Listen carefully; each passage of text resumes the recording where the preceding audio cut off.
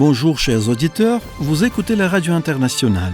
Si la partie arménienne répond positivement aux demandes de l'Azerbaïdjan, un traité de paix sera signé et la stabilité à long terme sera assurée dans la région. La signature d'un traité de paix entre l'Azerbaïdjan et l'Arménie est d'une importance cruciale pour l'avenir de la région du Caucase du Sud. Bien que les deux parties aient exprimé leur intérêt à poursuivre les pourparlers de paix, après des années de conflit, certains obstacles subsistent encore dans le processus.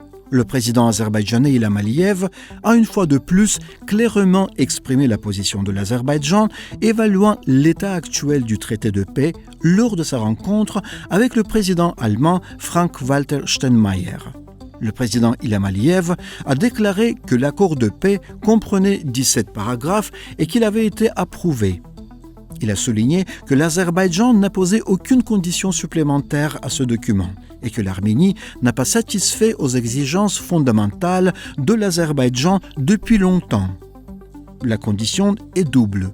La dissolution officielle du groupe de Minsk de l'Organisation de sécurité et de coopération en Europe et l'adoption des amendements appropriés à la constitution arménienne.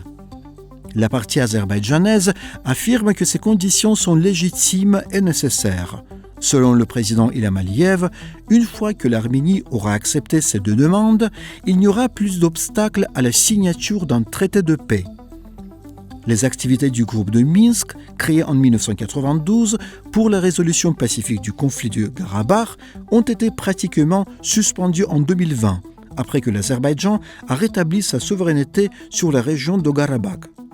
Dans le même temps, la médiation menée pendant le conflit n'a pas réussi à obtenir de résultats concrets pour résoudre le problème.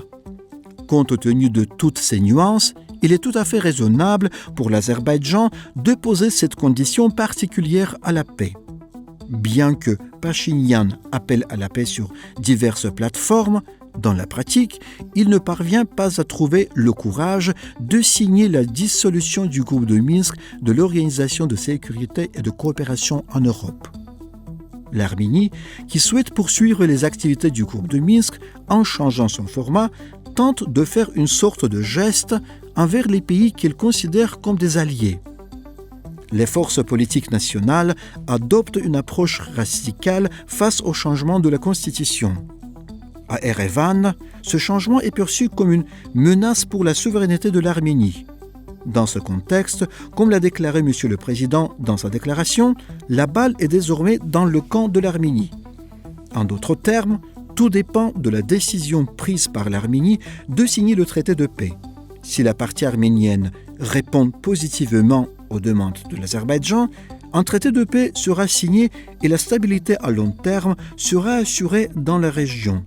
La délimitation et la démarcation des frontières entre l'Azerbaïdjan et l'Arménie seront accélérées et il sera possible d'ouvrir des relations économiques et de transport entre les deux pays.